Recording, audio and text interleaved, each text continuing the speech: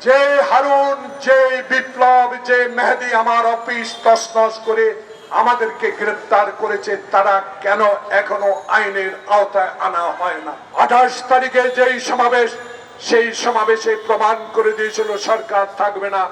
সেদিন মেহেদী গঙ্গেরা, হারুন বিপ্লব গঙ্গেরা, তোমরা সেদিন হঠাৎ করে বিচারপতির বাসভবনে ঢিলা মেরে বিএনপির নেতা কর্মীদেরকে গ্রেফতার করে বাংলাদেশে গণতন্ত্রকে হত্যা করতে চেয়েছিল। বিএনপিকে চিরতরে ঘর থেকে বের করে দিতে চেয়েছিল।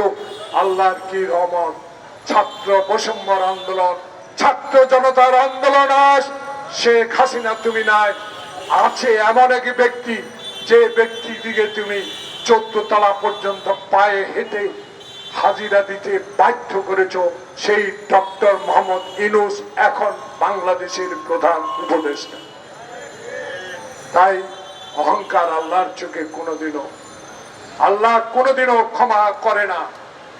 ক্ষমা আপনাকে করবে কিনা জানি না, কিন্তু আপনার উচিত বাংলাদেশে ক্ষমা চাওয়া।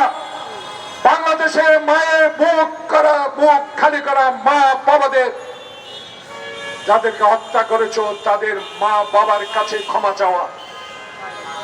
সেটা না করে আজকে যে দেশটি, বাংলাদেশে যে দেশটিকে রাওয়ালপিন্ডি থেকে আমরা স্বাধীনতা ছিনিয়ে এনেছিলাম, সেই স্বাধীনতাকে তুমি নস্যাৎ করে দিল্লির শাসনে নিয়ে যেতে চেয়েছিলে। আল্লাহ পাক সেটা তোমাকে করতে দেয় না। তাই আবু সাইদ খোকনের বিপ্লব, আবু সাইদ খোকনের এই বিপ্লব, তার রক্তের কথা চিরদিন আমরা মনে রাখবো। এনজিওর কিস্তি প্রথমবার বিকাশ পেমেন্ট করলেই 20 টাকা ইনস্ট্যান্ট ক্যাশব্যাক। তাই আজকে বাংলাদেশের মানুষের কাছে আমাদের আবেদন, যে সাংবাদিকরা কথা বলতে পারেন নাই, রুনি সাগরকে নির্মমভাবে খুন করা হয়েছে, তার প্রতিবাদটুকু এই প্রেস ক্লাবের সামনে করতে পারেন না। আপনাদের লেখার স্বাধীনতা, কথা বলার স্বাধীনতা এখন ডক্টর ইউনূস দিয়েছে। মন খুলে কথা বলেন। যারা এখনো প্রেতাত্মা, তাদের বিরুদ্ধে কথা বলেন। মানুষ আপনাদেরকে শ্রদ্ধা করে, সম্মান করে। এমন অবস্থায় দেশে না আসুক যে অবস্থার মধ্যে দিয়ে বাংলাদেশের মানুষ আবার বিচার পাবে না, আবার বিচারের নামে প্রহসন হবে, আবার বিচার আমার তালগাছ, আমার বিচার মানি। যদি বিচার পক্ষে না যায়, বিচারপতির এজলাসে লাথি মারা, বিচারপতি অফিসের সামনে আজকে ময়লা ফেলে আপনারা যে উদাহরণ বাংলাদেশে সৃষ্টি করেছেন, আওয়ামী লীগ, আপনাদেরকে মানুষ কোনদিনও ক্ষমা করবে না। তাই আপনারা আবার বাংলাদেশে রাজনীতি করবেন, কঠিন কালো করতে পারবেন না। আগে ক্ষমা চান, আশা সারেন্ডার করেন।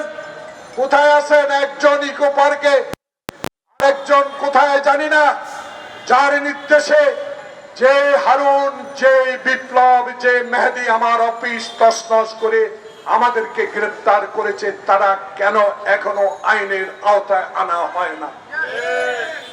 শেখ হাসিনার ডিজিডিএফআই, এনএসআই, মির্জা আলমগীর কোথায় ঘুমায়, মির্জা আব্বাস কোথায় থাকে, গয়েশ্বর কোথায় ঘুমায়, রিজভী কোথায় আসে, কখন যায়, খবর রাখতে পারেন।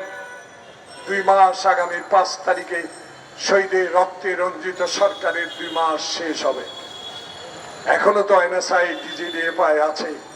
অনুগ্রহ করে তাদেরকে বলেন, এরা কোথায়, জনসমক্ষে হাজির করে গ্রেফতার করুন, আইনের আওতা হস্তান্তর করুন। তাহলে মানুষ আপনাদেরকে যেমনি বিশ্বাস করে বঙ্গভবনে শপথ করিয়ে প্রধানমন্ত্রীর কার্যালয়ে বসিয়ে দিয়েছেন, আপনারাই পারবেন বাংলাদেশে সংস্কার করে বাংলাদেশে আবার 1991 সালে যেই ভোটের মাধ্যমে আমার নেত্রী বেগম খালেদা জিয়া প্রধানমন্ত্রী হয়েছিল, এই রকম আরেকটি ভোটে আমার নেতা তারেক রহমান বলেছে, আমি দিনের ভোট রাতে করে ক্ষমতায় যেতে চাই না, আমি সিল মারা ভোটে বাংলাদেশের প্রধানমন্ত্রী হতে চাই না। আমি হতে চাই এক মাথায় এক ভোট, আমার ভোট আমি দিব, মৃত ব্যক্তির ভোট নয়। এমন একটি ব্যবস্থা ডক্টর ইনোস আপনি করে দেন